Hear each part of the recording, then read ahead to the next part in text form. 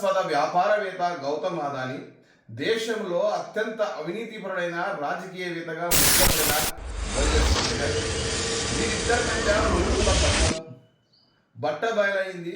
విద్యుత్తు కొనుగోలు ఒప్పందాల కోసం అదానీ సంస్థ వివిధ రాష్ట్రాల ప్రభుత్వాలకు 2029 కోట్ల లంచాలు ఎరవేసింది. ఇందులో ఏకంగా 1750 కోట్లు జగన్ యంత్రాంగానికే అందింది. ఇది టీడీపీ చేసిన ఆరోపణ కాదు.